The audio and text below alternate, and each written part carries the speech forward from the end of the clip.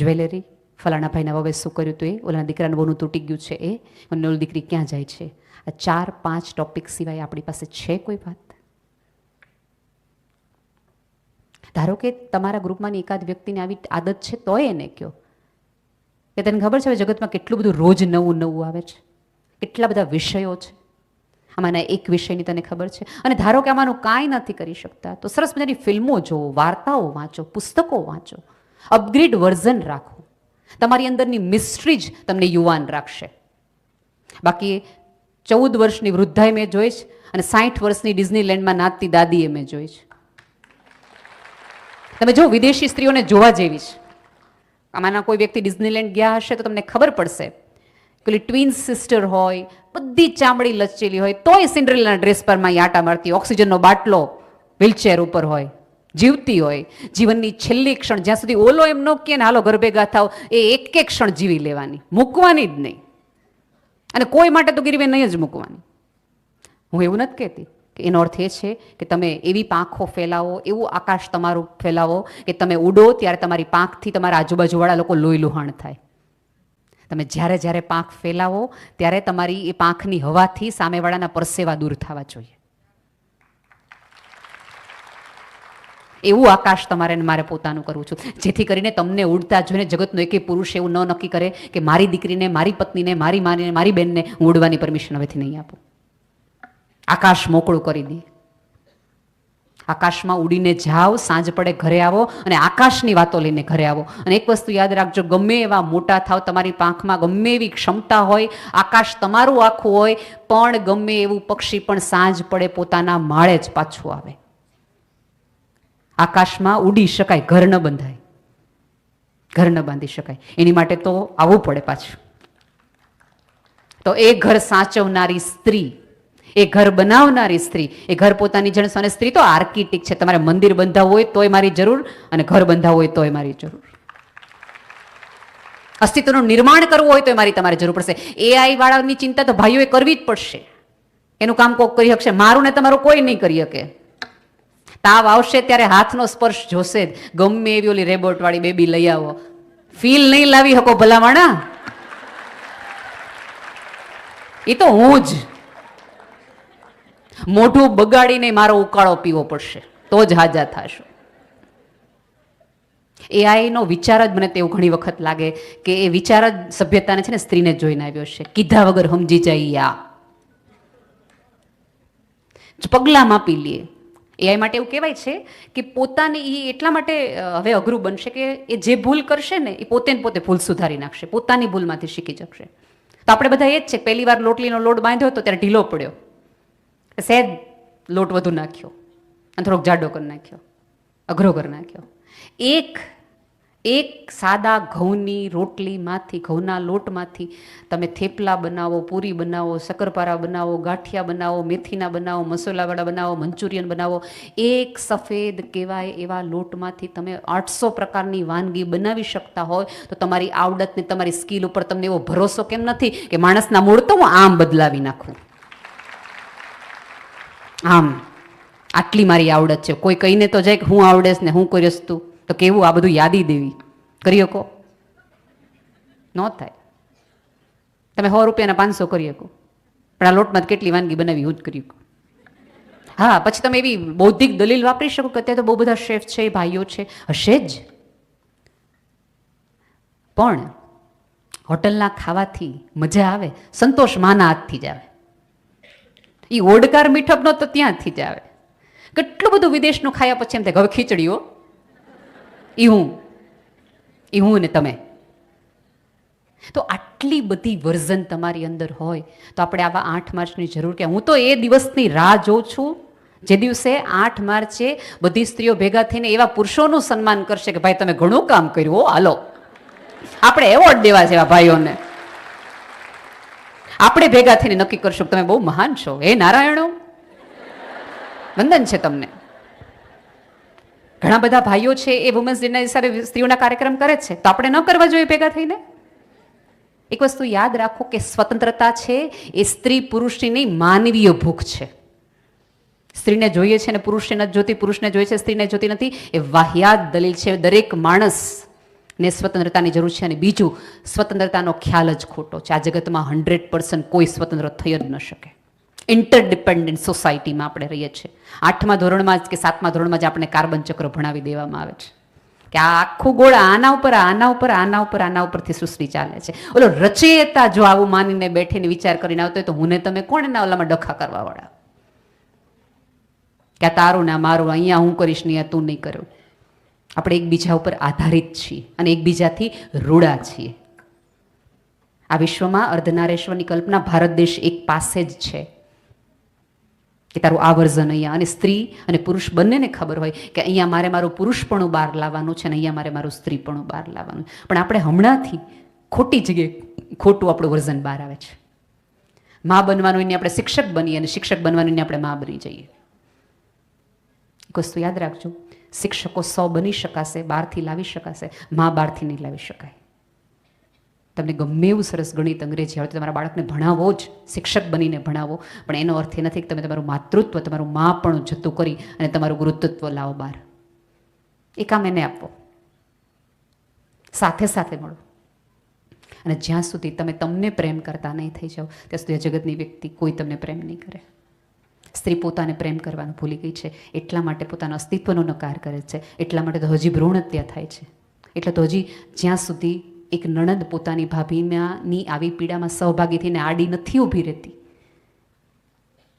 કે જો તું આજથી આ વસ્તુ કરવામાં રાજી હો તો તારે મારી રક્ષા કરવાની જરૂર જ નથી, એવા નવાલા પુરુષની મારી જરૂર જ નથી, હું રક્ષા મારી જાતે કરી શકીશ. પ્લીઝ, આ તો અહીંયા બેઠેલી સાસુ નહીં તે, દીકરાની વહુ નહીં તે, દેરાણીને જેઠાણી નહીં તે, કે તમારી આજુબાજુની કોઈ સ્ત્રીને 1 દીકરી 2 દીકરી કે 3 દીકરી હોય તો આંખોથી સવાલ પૂછવાનો તો બંધ જ કરી દો. અને જો તમારે હોય તો પૂરા ગર્વથી કહો, હા છે ને, ભગવાનને જે ગમ્યું સાચું જા તમને કોઈ કહે ને, તેમ કે ભગવાનને આ જ ગમ્યું હોય, એને ખબર જ હોય કે મારા પેટે જ આ બે હાલે, ને તમને ન દીધી હોય, ખબર હોય કે ન હાચવી શકો. એ જોઈને આપે ને, કોણ કરી શકશે એને આપે. થોડાક જવાબો છે ને આંખથી આપવાના રાખો, જીભને થોડીક અંદર રાખો. અને ક્યારેક આપણા મોટા છે, આપણા નાના છે, અમુક વસ્તુ બોલી જાય જીભથી, તો એને થોડીક વાર માટે, મેં કીધું એમ થોડુંક જતું કરવાનું, ઉદાર મનને રાખો. આપણે ચાવતા હોઈએ તો આપણી જીભ છે, આપણા દાંતથી બટકું ભરાઈ જાય તો જીભે, હોઠે અને હાથે ભેગા થઈને દાંત પાણાથી પાડી ન નખાય કે હા દાંતે મારી જીભને કાઢી નાખી, પાડી નાખો આ દાંતને. નહીં, ધ્યાન રખાય. ચાવતી વખતે ધ્યાન રખાય. સંબંધોમાં આવું જ છે. બોલાઈ જાય, થઈ જાય તો તોડફોડ કરવાના બદલે જોડનાર છો. જગતનું સેલો ટેપ તમે ને હું છીએ. ફેવિકોલથી વસ્તુ ચોંટી જાય ચોક્કસ, પણ બે વસ્તુને નજીક તો લાવવી પડે. એ નજીક સ્ત્રી લાવે. સ્ટડી રૂમમાં બેઠેલો છોકરો અને હોલમાં બેઠેલા પિતા વચ્ચે નજીક લાવવાની પ્રવૃત્તિ આપણે કરવાની હોય. એ દીકરાની વહુ અને તમારી દીકરી, એ બંને વચ્ચેનું જોડાણ એ તમારે નક્કી કરવાનું હોય. તમે સાથે એકબીજાને રહ્યો. અને તમારું, મેં કીધું એમ કે શિક્ષિતપણું, શિક્ષણ તમે ભણેલ ગણેલા ત્યારે કહેવાય જ્યારે આ જગતની એક પણ સ્ત્રીનું અપમાન થતું હોય ત્યારે જો તમે ચૂપ રહેતા હોય તો તમારા જેવી અભણ સ્ત્રી આ જગતમાં નથી. ત્યારે તમારો અવાજ ઊંચો થવો જોઈએ. જે બોલી નથી શકતા એનો અવાજ બનવો જોઈએ, તોછડાઈથી નહીં, મક્કમતાથી. અને મેં કીધું એમ કે જે પ્રશ્નો આપો એના જવાબ ચોક્કસ આપો, પણ જવાબ મોડા આપો, પણ એવી રીતે આપો પછી એમાંથી જવાબ ઊભા જ ન થાય, સવાલ ઊભા જ ન થાય.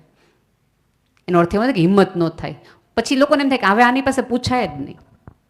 સામેવાળાને સંતોષ થાય એવા જવાબ આપો. અને પ્રશ્ન પૂછો ને ત્યારે એવી રીતે પૂછો કે સામેવાળાને એવું થવું જોઈએ કે આને કેર અને કન્સર્ન છે, શંકા છે એમ નહીં. ક્યાંક ક્યાંક સ્ત્રીના સવાલમાં શંકા બહુ જ હોય છે, એટલે સાંભળવું નથી ગમતું. એટલે લોકો પૈસા દઈને ક્લિનિકલ સાયકોલોજીસ્ટ પાસે આવીને પૈસા દઈને કંઈક મને કંઈક પૂછો ને તો હું કહું, જે પ્રશ્નો ફ્રીમાં આપણે પૂછી શકીએ છીએ એના ના આપવાના હોય. થોડા સંવેદનશીલ થાવ. આ જગતમાં સ્ત્રી જો સંવેદના મૂકી આવશે આરે તો આ જગતના એકેય લંગર, એકેય ઘર કાંઠા વગરના થઈ જશે. જરૂરી છે કે તમારું સંવેદનશીલપણું અકબંધ રહીએ. લાગણીશીલ હોવું એ તો એક ગુણધર્મ છે, શક્તિ છે, ક્ષમતા છે. બાય ચોઇસ હું ઇમોશનલ છું. એ કોઈ વેવલાપણું નથી કે નબળાએ નથી. અને ઘણા બધા એવું કે આ છે ને બધું બોલ, સારું સારું બોલીને કામ કરાવી જાય ને આમ હારી થઈ જાય. એમ બોલો ને કલાક બોલી તો જો હારું થઈ જાવ તો ખરા, થોડીક વાર હારા બદનાવો તો ખરા, બતાવો તો કરીને. નહીં થઈ શકો. ત્રીજા વાક્ય તો અંદરનું ઝેર ઉબળા મારતું બહાર આવશે. એ ઝેરને અને કાળાશ છે એ ક્યાંક ને ક્યાંક મારો માઇનસ પોઈન્ટ છે. એને દૂર કરવાનો પ્રયાસ કરો. આ જગતમાં તમે કેટલા સારા છો એની તમારી અંદર શું આવું એકાદ ખરાબ છે, એ માઇનસ પોઈન્ટ તમને ખરાબ હોવો એ તમારો સૌથી મોટો પ્લસ પોઈન્ટ છે. Find out it. એની સૌથી વધુ જરૂર છે. અને મેં કીધું એમ કે આવતી 8મી વર્ષે આપણે ભાઈઓને જ સન્માનિત કરવા છે. કારણ કે હું એ દરેક ભાઈઓને આજના દિવસે વંદન કરવા માગું છું કે જેણે જેણે સ્ત્રીને સ્વતંત્રતાનો ખ્યાલ આપ્યો, જેણે સ્ત્રીને અડધું આકાશ રોકવામાં, ક્યાંક એનો સામાન ઉપાડવામાં એનો સહયાત્રી બન્યો. ક્યાંક એણે વગર શંકાએ વગર સવાલે એક સ્ત્રીને કીધું તું જા, હું ઘર સાચું છું. હું એ દરેક પુરુષને આજે વંદન કરવા માગું છું કે જેણે સ્ત્રી રડતી હતી ત્યારે ખભો આપવાનો પસંદ કર્યો હતો, એનો હાથ પકડવાનો પસંદ કર્યો હતો. જ્યારે જગતે ઘરે સભ્યતાએ એ સ્ત્રીને કાઢી મૂકવાથી લઈ, બધા વિચારોથી લઈ, વાતોથી લઈને અને મેણાથી લઈને કીધું હતું કે તારા સંતાન નથી, ત્યારે પુરુષ એમ કીધું કે હું તારી સાથે છું. એવા દરેક પુરુષને વંદન કરું છું. સાવ સાચું કહું, એ ઓળખી જવા જેવી પ્રજાતિ છે. બહુ સુંદર રીતે પોતાનો માર્ગ કરીને એ લોકોએ છે ને હોર્ન માગતા ગયા ને સાઈડ કાપતા ગયા, ક્યાંય કોઈને નડ્યા નહીં. એટલે ત્યાં આગળ છે. મેં અનેક વાર એક વાક્ય કીધું છે કે સ્ત્રી અરીસો જોવે છે ને પુરુષ ભવિષ્ય જોવે છે ને, એટલા માટે એ આગળ છે. એની એ આવડતની કોપી કરો. ખરેખર કરવી હોય તો એનામાંથી બહુ બધું શીખવા જેવું છે. એ થોડુંક ઉછીનું લાવો, જેમ આપણામાંથી એમને શીખવાનું છે એવી જ રીતે. અને અત્યારે આપણે એક પેરાડોક્સમાં જીવી રહ્યા છે કે સ્ત્રી સ્વતંત્રતામાં એક યુગ એવો છે કે જે હાઈલી ક્વોલિફાઈડ છે, ખૂબ સુંદર જીવે છે, ક્યાંક બિંદાસ જીવે છે અને વધુ પડતું જીવે છે. અને એક વર્ગ આજે તે રાત્રે માર ખાઈને, પતિનો માર ખાઈને, આખા ઘરના કામ કરીને જીવે છે. તો આપણી સક્ષમ સ્ત્રી તરીકેની આપણી જવાબદારી છે કે ઓલી સ્ત્રીને એટલીસ્ટ એકાદ પગથિયું ઊંચું આવે એટલો હાથ લાંબો કરીએ. ઉપરવાળાએ મને ને તમને એવી ક્ષમતાને તાકાત આપી છે કે આજે તમારે ને મારે ક્યારેય વિચારવાનું નથી કે આજે ઘરે જઈને શું જમવું, શું પહેરવું, ક્યાં જઈને રહેવું. આમાંની કોઈ ચિંતા આપણે કરવા નથી. પણ આ જગતની ખૂબ બધી સ્ત્રીઓએ એ કરવાની હોય છે. તો એ સ્ત્રીનો આધાર બનો, એનો સાથ બનો. તમને જો નવા કપડાં પહેરવામાં મજા આવતી હોય તો ક્યાંક ને ક્યાંક તમારી કામવાળી, તમારા આજુબાજુવાળા, તમારા કુટુંબની કોક બેન દીકરી એવી છે કે જેને તમારો નવો ડ્રેસ જોઈને એના મનમાં પણ એકાદ કૂંપળ ફૂટે છે અને કૂંપળની સુગંધ તમને આવે અને તમને લેતા, જે દિવસે તમે ડ્રેસ લેવા જાઓ ત્યારે 800ના ડ્રેસમાંથી 200નો ડ્રેસ સ્ત્રી માટે લાવો ને, તે દિવસે તમને સમજાણું છે કે સુખી સ્ત્રી કોને કહેવાય, સ્મિત કોને કહેવાય. બસ આ જગતની એકાદ સ્ત્રીનું સ્મિતનું કારણ તમે બનો તો જ તમે સાચા. અને યાદ રાખજો, જેણે ઉમરાવાળીને રાજી રાખી ને એના થકી ડુંગરાવાળી રાજી રહી છે, બાકી તો ઉતરીએ નથી આવતી. આવી દેવી તમારી અંદરથી પ્રગટે. અને સમાજને બે હાથ જોડીને વિનંતી છે કે અમને દેવી નહીં કહો તો ચાલશે, અમારી પૂજા નહીં કરો તોય ચાલશે, પણ અમે માણસ છીએ. અમને માનવ અધિકારનો, અમને થાકવાનો, નિષ્ફળ જવાનો, રડવાનો, રોવાનો, પાછા ફરી જવાનો અધિકાર આ સભ્યતા સામૂહિક રીતે એકબીજાને આપતો થાય એવો સક્ષમ સમાજ મારો થાય, એવી જ અંદરથી પ્રાર્થના. ધન્યવાદ.